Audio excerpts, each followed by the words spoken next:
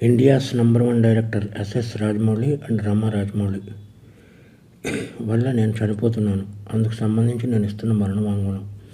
వీడేంటి పబ్లిసిటీ కోసం ఇలా చేస్తున్నాడు అని మీరు అనుకోవద్దు. పబ్లిసిటీ చేసుకునేవాడు ఎవడో చనిపోవాలని అనుకోడు. అందుకే మరణ వాంగ్మూలం ఇస్తున్నాను.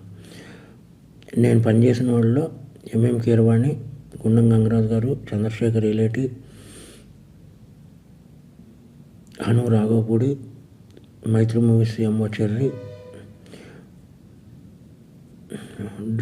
డ్రీమ్ ఫార్మర్ సుధీర్, ఇలా లిస్ట్ చెప్పుకుంటూ పోతే చాలా ఉంది. వీళ్ళందరికీ మా ఫ్రెండ్షిప్ గురించి తెలుసు.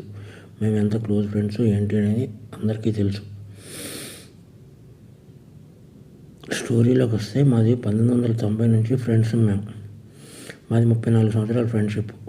రామాయణం, మహాభారతం ఆడవాళ్ళ వల్ల జరిగాయి అంటే ఏంటో అనుకున్నాను, కానీ ఒక అమ్మాయి వల్ల మేము ఇలా అవ్వాల్సి వస్తుందని కళ్ళలో కూడా ఊహించలేదు. అందరి జీవితాలలోనే మా జీవితంలో కూడా ఒక అమ్మాయి ప్రవేశించింది. ముందు రాజమౌళి, తర్వాత నేను. As it is triangle love story, Arya 2.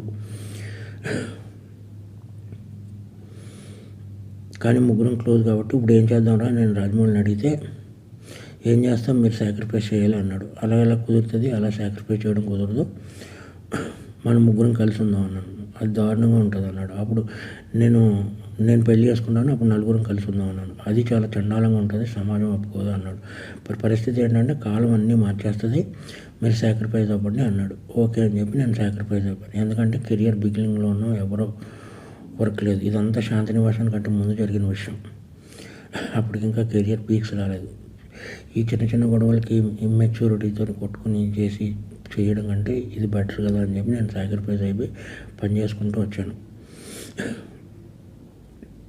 ఇక్కడి వరకు అంతా బాగానే ఉంది. ఆ #1 డైరెక్టర్ అయిన తర్వాత ఆడికి ఏమొచ్చిందంటే డౌటు, నేను ఇవన్నీ ఎవరికో చెప్పేశాను అని చెప్పి నన్ను టార్చర్ పెట్టడం మొదలుపెట్టాడు.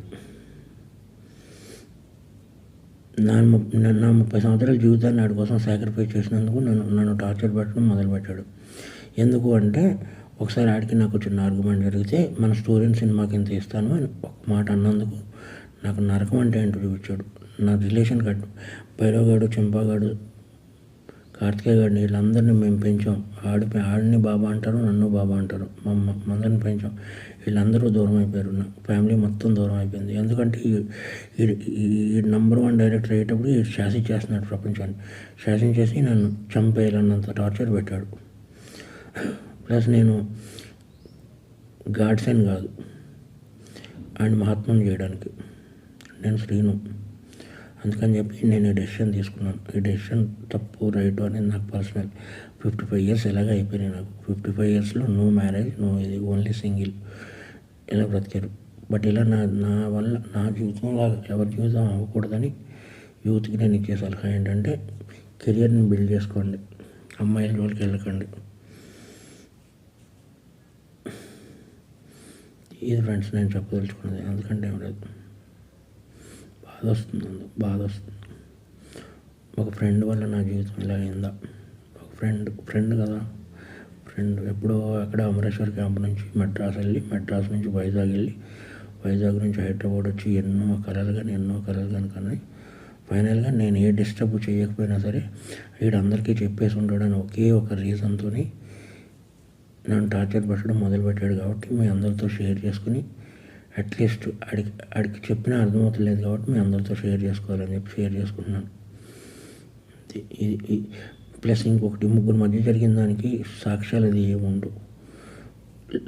నేను చనిపోతున్నాను కదా, సుమోటో కింద తీసుకుని లై డిటెక్టర్ టెస్ట్ పెడితే తెలుస్తుంది ఏది నిజమో ఏది అబద్ధం అనేది.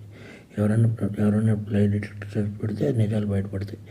లై డిటెక్టర్ టెస్ట్ పెడితే కానీ తెలియవు ఏం జరిగిందనేది, మా ముగ్గురి మధ్య ఏం జరిగిందనేది. ఎనీవే, ఏదన్నా సాడ్ ఫర్. నా పేరు శ్రీను 1 2 3 4 ఆడే వేసాడు యమదొంగకి. మీరు 7వ నిమిషం దగ్గర కనబడద్ది శ్రీను 1 2 3 4. ఉప్పులపాటి శ్రీనివాసరావు, ఎగ్జిక్యూటివ్ ప్రొడ్యూసర్ ఉప్పులపాటి శ్రీనివాసరావు 1 2 3 4 అని. ఇది నా మరణ వాంగ్మూలం.